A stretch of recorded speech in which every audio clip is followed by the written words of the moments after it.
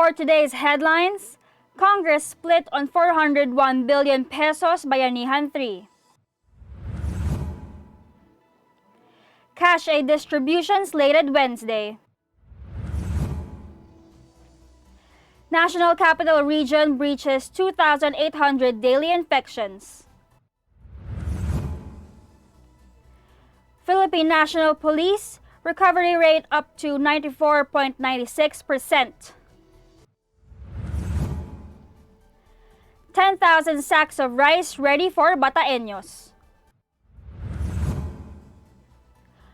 Most challenging Tokyo Olympics closes. Angel Locsin on marrying Neil Arce. Swerte niya. Philippines eyes Paris after Tokyo success. Brisbane to lift virus lockdown while Sydney outbreak grows. Low pressure area, southwest monsoon will continue to bring rain.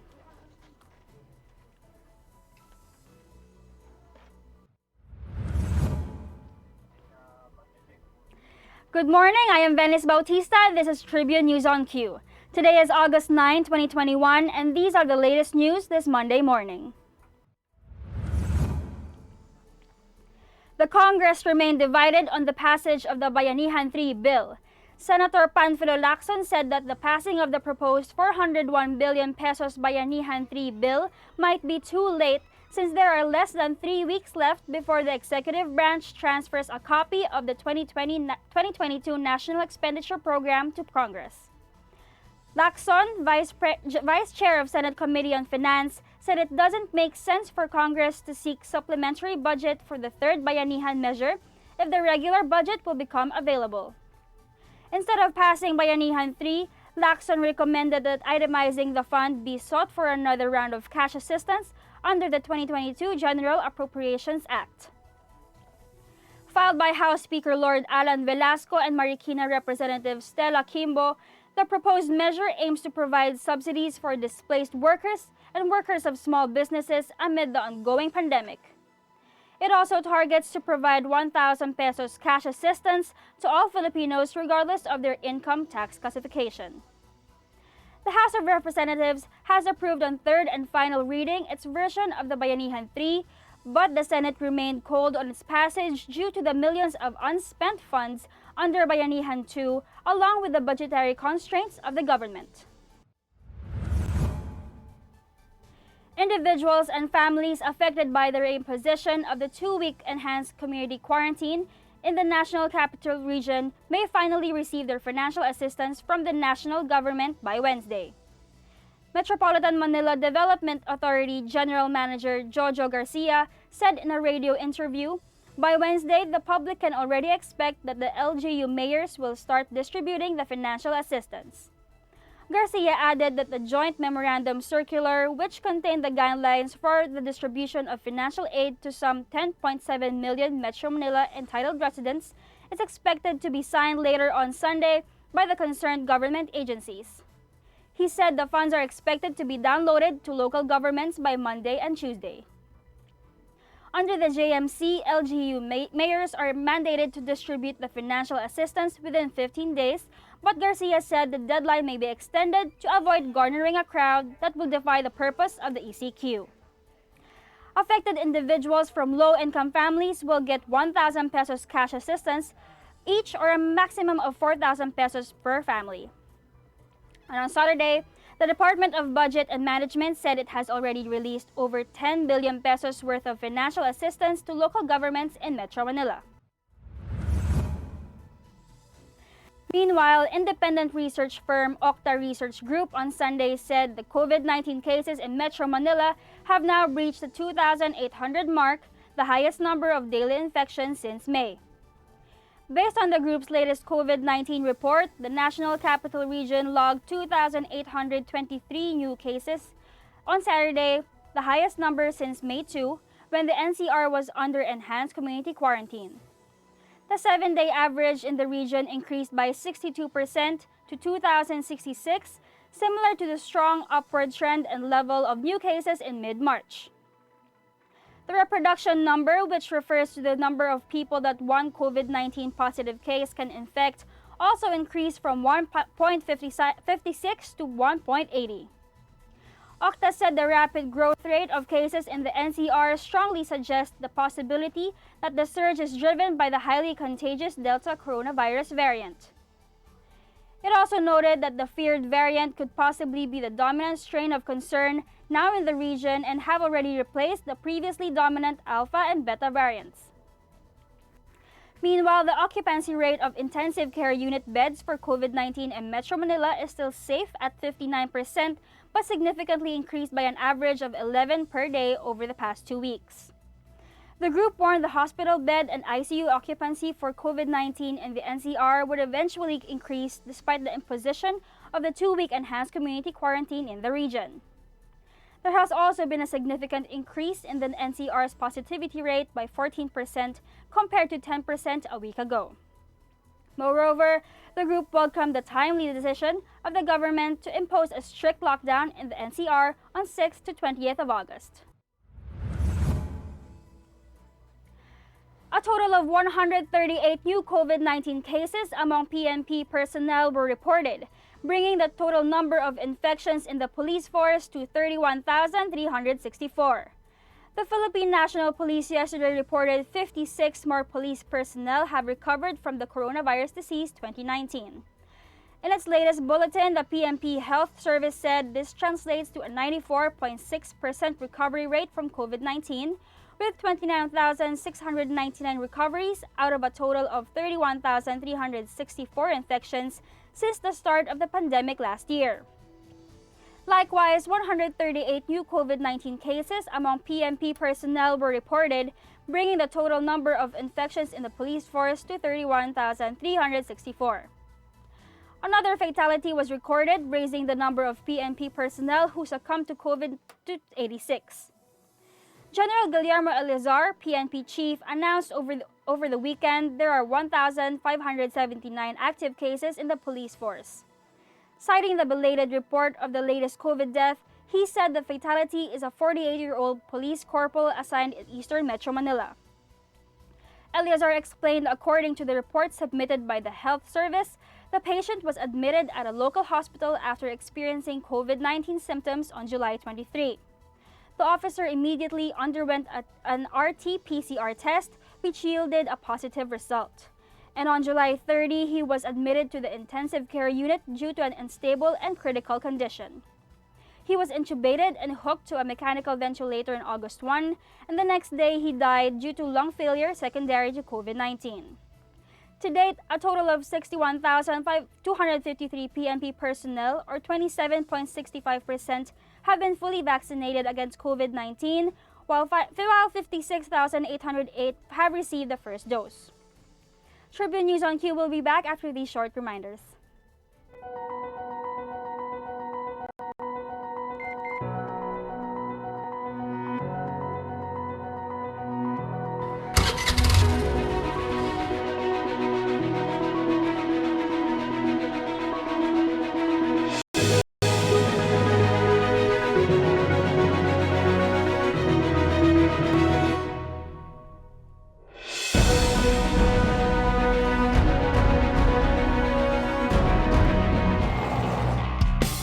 Every time I'm on the road, I can expect high performance from Phoenix Fuels. Now with Pulse technology, delivers enhanced power and acceleration to make every trip come alive. Viber is the free and secure way to connect with friends and family, anywhere. Send messages and make phone and video calls for free. Download Viber now.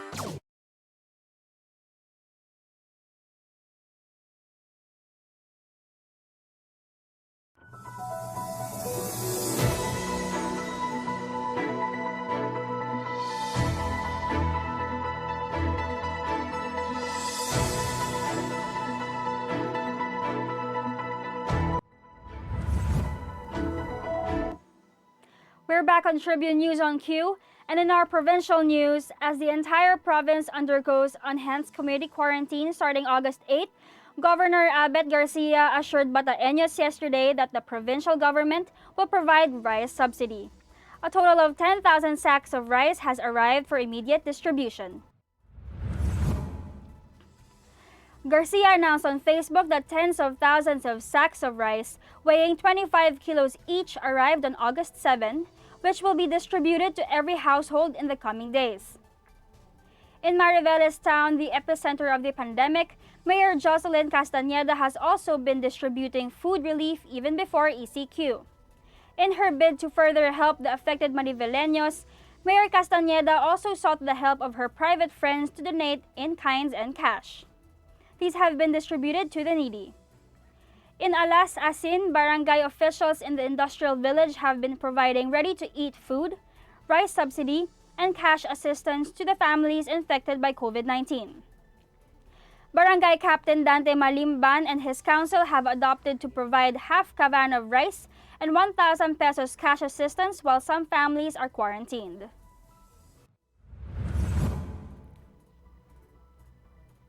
The 2020 Tokyo Olympics has officially closed Sunday night, with host Japan pulling off the most challenging edition of the Summer Games, delayed for a year due to the coronavirus pandemic and amid threats of cancellation. This Olympic edition also displayed the spirit of unity among stakeholders, nations, and athletes amid the obstacle of ravaging pandemic. The International Olympic Committee President Thomas Bach told athletes at the ceremony held at the 68,000-seat Olympic Stadium that in these difficult times we are all living through, they gave the world hope, which is the most precious of gifts. Just like the opening ceremony, the wrap-up of the Games had a subdued atmosphere, a low-key end to an extraordinary Olympics that have mostly played out in empty venues with only athletes, team officials, and media present. And in showbiz news, actor and philanthropist Angel Locsin finally wed film producer Neil Arce via a civil ceremony last 7 of August. While sharing behind-the-scenes photos of their intimate wedding officiated by Taguig City Mayor Lino Cayetano, Angel Locsin shared in her Facebook post how lucky Neil is to have her as his wife. Angel and Neil got engaged after a year and 4 months of being in a relationship. They were supposed to get married on 8th of November 2020, but the date was rescheduled due to the COVID-19 pandemic. Angel said in a post, "When you find the one, you won't worry as much because you are ready. You learn from the past and things are just more smooth sailing." Congratulatory messages from friends and family continued to pour in for the couple.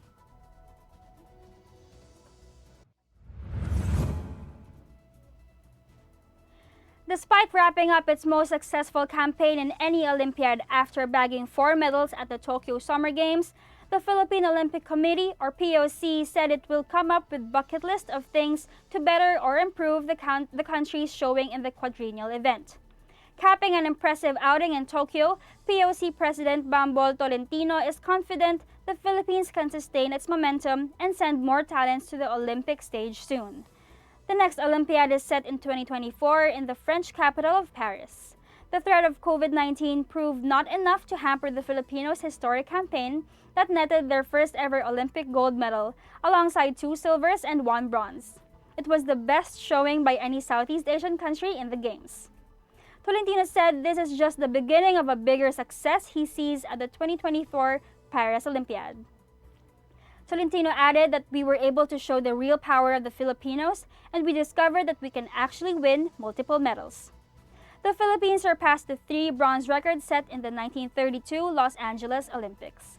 We will be back. Stay with us.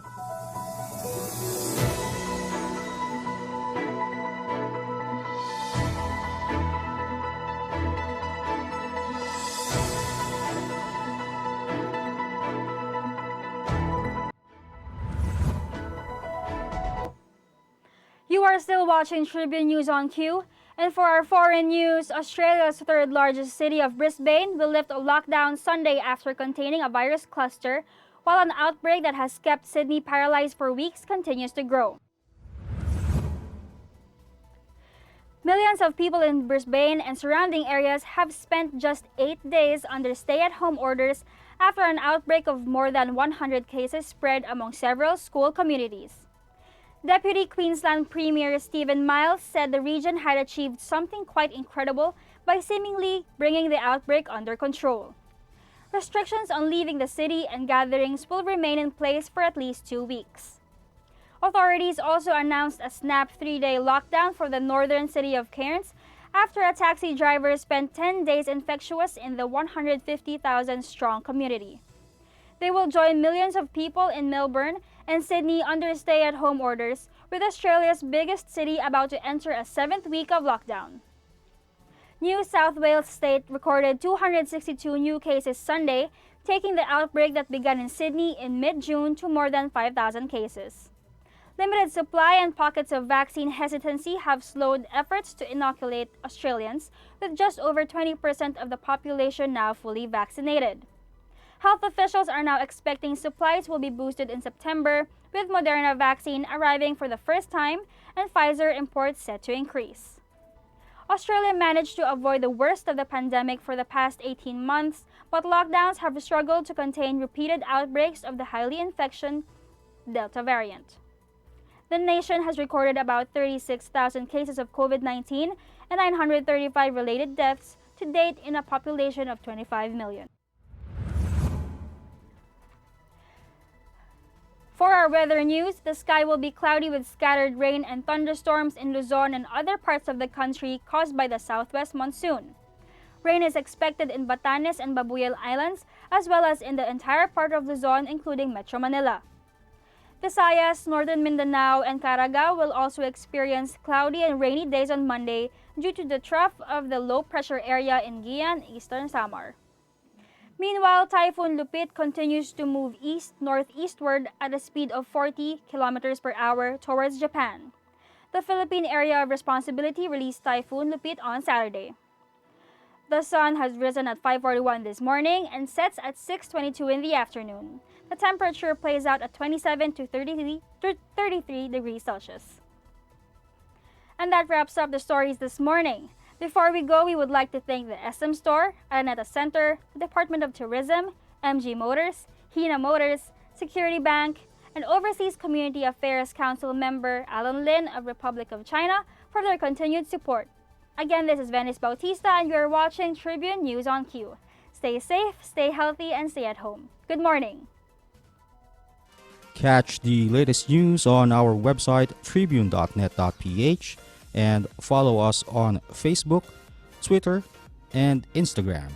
You can also subscribe to our YouTube channel, Tribune Now. The Daily Tribune is one with the nation in facing the COVID-19 crisis, and in line with this, the Daily Tribune digital edition and press reader is now available for free online. You can also download the Daily Tribune app on Apple Store for iOS users and Google Play for Android users to get the latest and most comprehensive news online.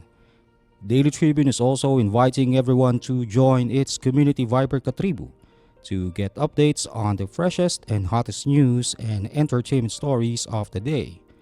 Tarcito emoticons are also available on our Community Viber. Just click on the link in this video to join.